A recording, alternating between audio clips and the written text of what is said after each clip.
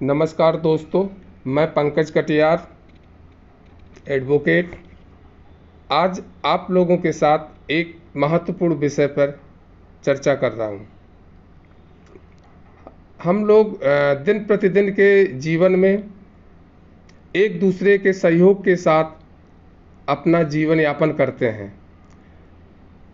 उसी क्रम में हमें कभी कभी किसी व्यक्ति से कुछ रकम उधार भी लेनी पड़ती है, किसी व्यक्ति को कुछ उधार देनी भी पड़ती है।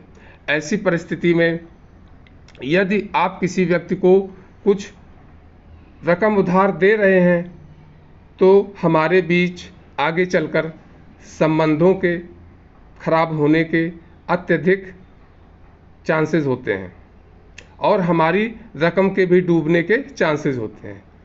तो किसी भी व्यक्ति को उधार देते समय हमें किन किन आवश्यक बातों का ध्यान रखना चाहिए, आज हम इसी विषय पर चर्चा करेंगे। तो इसमें सबसे पहले जब हम किसी व्यक्ति को कुछ रकम उधार दे रहे हैं तो हमें क्या ध्यान रखना है, आते हैं हम उस पर। तो पहला जो प्रमुख बिंदु है वो क्या है, हम जो भी लेन देन करें उधार के रूप में उसको कैसे करें, लीगल तरीके से करें। जहां तक संभव हो हम या तो चेक के माध्यम से भुगतान दें पैसा या ऑनलाइन ट्रांजैक्शन के माध्यम से, ताकि आपको अपनी रकम के बारे में साबित करने के लिए आसानी रहेगी। इसके साथ ही साथ अगर आप इनकम टैक्स पेयर हैं तो ऐसी स्थिति में आप 20,000 रुपये से अधिक की रकम अगर उधार देना चाहते हैं तो उसके लिए आपको हर हाल में ऑनलाइन या चेक के माध्यम से ही ट्रांजैक्शन करना चाहिए, कैश ट्रांजैक्शन नहीं करना चाहिए।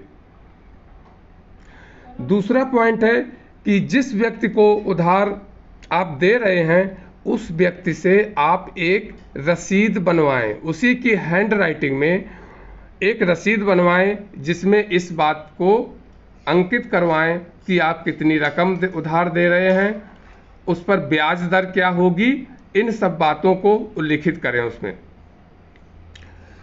साथ ही साथ उस रकम को वापस करने की अवधि क्या होगी, ठीक है, उस पर ब्याज दर क्या होगी, इन सब बातों को उसमें उल्लिखित होना आवश्यक है। इसके साथ ही साथ एक महत्वपूर्ण और बिंदु है, वो ये है कि जिस व्यक्ति को आप उधार पैसा दे रहे हैं उस व्यक्ति से उसके बैंक खाते का एक चेक लें, उसके बैंक खाते का एक चेक लें, जिस पर वो रकम अंकित करवाएं जो आपने उधार दी है, प्लस जब दे होगी वो रकम तो उस पर जो ब्याज बनता हो वो पूरी रकम मिलाकर उस चेक में अंकित करवाएं।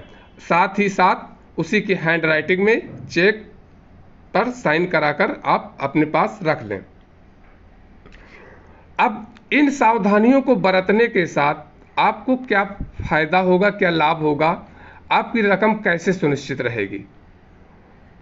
इतना सब करने के बाद अगर वो तिथि आ जाती है जिस दिन उसको पैसा वापस करना है और वो पैसा वापस आपका नहीं करता है, तब ऐसी स्थिति में आपको एक चीज़ ध्यान रखनी है, जो चेक आपने उससे ली है उसको डायरेक्ट अपने बैंक अकाउंट में ना लगाएं। उसके लिए आपको करना क्या है, जैसे ही पैसे की देय तिथि आती है आप उस व्यक्ति को एक नोटिस देंगे कि आपने जो पैसा हम मुझसे उधार लिया है वो आपके कथनानुसार, आपके द्वारा किए गए वायदे के अनुसार उसका भुगतान का समय हो गया है, कृपया आप मुझे किसी भी माध्यम से भुगतान करें, उसका जो भी तरीका आप अन्य तरीके से करना चाहें इस चेक के अतिरिक्त।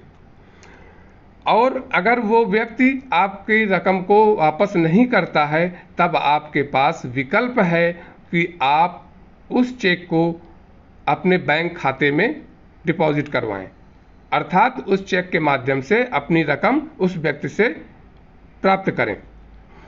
अगर वो चेक अनादरित हो जाता है बैंक में, अर्थात चेक बाउंस हो जाता है, तब ऐसी स्थिति में आपके पास विकल्प है कि आप उस व्यक्ति के ऊपर एनआईए एक्ट की धारा 138 के अंतर्गत एक परिवाद दायर कर सकते हैं और अपना भुगतान वापस ले सकते हैं।